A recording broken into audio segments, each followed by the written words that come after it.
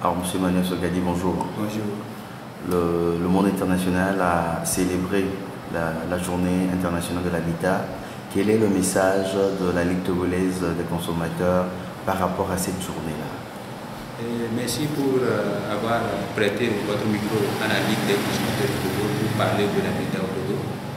Et la journée mondiale de l'habitat est célébrée chaque mois d'octobre.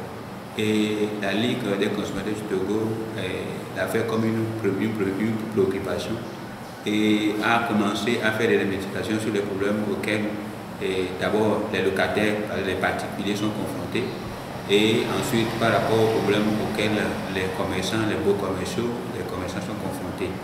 Et nous nous sommes rendus finalement compte que les problèmes sont tellement si nombreux et si préoccupants que nous pouvons l'imaginer.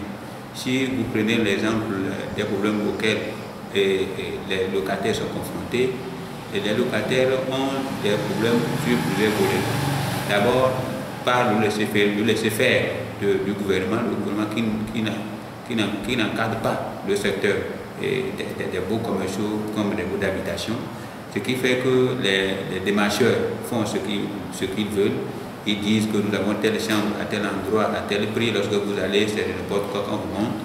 Et les propriétaires des maisons aussi sont là à faire n'importe quoi, parce qu'ils se disent que c'est nous qui avons construit notre maison et c'est nous qui pouvons fixer le prix de nos chambres. Et donc ce qui fait qu'aujourd'hui, vous trouverez des gens dans la plupart des ghettos, dans la plupart des villages. Et nous l'avons même rencontré dans le cadre de notre enquête préliminaire, et qui va déboucher très prochainement sur la publication des rapports dans le domaine, et rencontrer des gens qui sont disposés à rentrer dans le village parce qu'ils n'ont plus les moyens pour louer, pour trouver une piole à un prix de peut-être de 10 000 francs.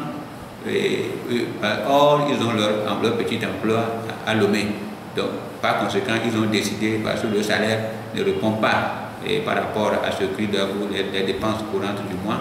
Donc, ils sont obligés de rentrer dans les villages pour pouvoir nourrir leur famille. Donc, il y a beaucoup de problèmes auxquels les gens sont confrontés. Si vous allez sur le plan commercial, d'un jour à l'autre, les gens louent leurs immeubles, les immeubles commerciaux, et d'un jour à l'autre, vous voyez le propriétaire qui se pointe avec son notaire pour dire que vous devez partir parce que nous n'avons plus l'habitude de louer la chambre au prix qu'elle a été louée. Donc, les gens ont beaucoup de problèmes et vous perdez d'abord votre fonds commercial et votre clientèle, vous les perdez ainsi. Donc, ça agit également sur l'activité commerciale. Mais ce qui est le plus étonnant et écœurant, c'est que nous avons constaté que l'État ne fait rien sur le dossier. Donc, le problème n'est pas préoccupant au niveau de l'État. Et je m'en vais donner, par exemple, le cas du Burkina Faso, où le gouvernement de la transition l'a maintes fois dit qu'avant que la transition ne finisse, il doit y avoir une loi sur l'habitat. Et j'avoue que j'étais très fier d'avoir vu un jeune ministre si préoccupé par l'habitat, alors qu'au Togo, des gens sont suicidés, des avocats de renommée qui sont allés occuper ce poste-là et qui n'ont pratiquement rien fait. J'avoue qu'ils n'ont rien fait avant qu'on le mute à d'autres ministères. Et le chef de l'État qui a dit qu'il est dans son mandat social et qui voit les Togolais dormir dehors. Si vous allez dans la plupart des grands marchés de Lomé, bien du Togo, vous trouverez des gens dormir sous des hangars. C'est parce qu'ils ne trouvent pas de l'argent pour louer une piole. Et donc, dans les maisons où les pioles sont chères, vous trouverez également des faux sceptiques qui sont d'une époque primaire, d'une époque lointaine, et qu'on ne change même pas le visage, alors que chaque jour, on se pointe. Et les agences immobilières se pointent, disent que nous avons augmenté le prix, alors qu'on n'a rien fait de modifier de l'architecture de la maison. Donc vous voyez, donc, tous ces problèmes-là sont des problèmes auxquels les locataires sont confrontés dans tout le pays. Et pour nous, c'est un problème d'intérêt général auquel nous appelons le gouvernement à mettre la main pour que tout le monde puisse avoir là où se loger, là où dormir. Alors, M. Sogadi, nous apprenons que vous allez bientôt manifester. De quoi s'agit-il? Qu'est-ce que vous allez faire concrètement? Oui, nous avons l'habitude de passer par ce que nous appelons le service protocolaire. Nous respectons le protocole. Nous adressons les courriers acquis des droits et nous évoquons les problèmes. Soit s'ils ne répondent pas à nos courriers, nous faisons des déclarations et c'est la preuve que que vous nous prêtez votre caméra ce matin. Donc, à la base de ça, nous organisons des manifestations.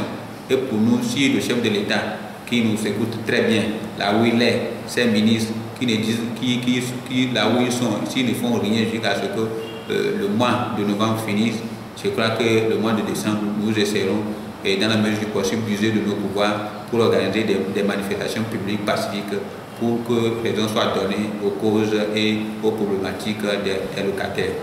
J'avoue que si nous croisons les bras, nous risquons nous-mêmes d'être victimes parce que nous sommes aussi des locataires d'une manière ou d'une autre.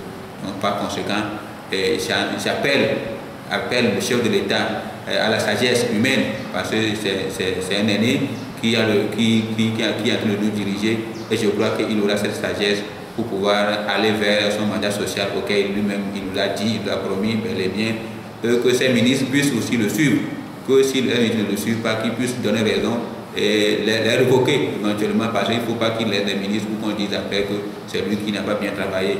Il est là, il est le président, nous ne voulons plus rien que ça, mais nous voulons qu'il puisse satisfaire les consommateurs, puisse satisfaire les locataires, puisse satisfaire tous les Togolais qui sont dans le besoin pour que la vie sociale soit une vie apaisée, pour que nous puissions évoluer comme les autres évoluent dans les pays de la Chaux.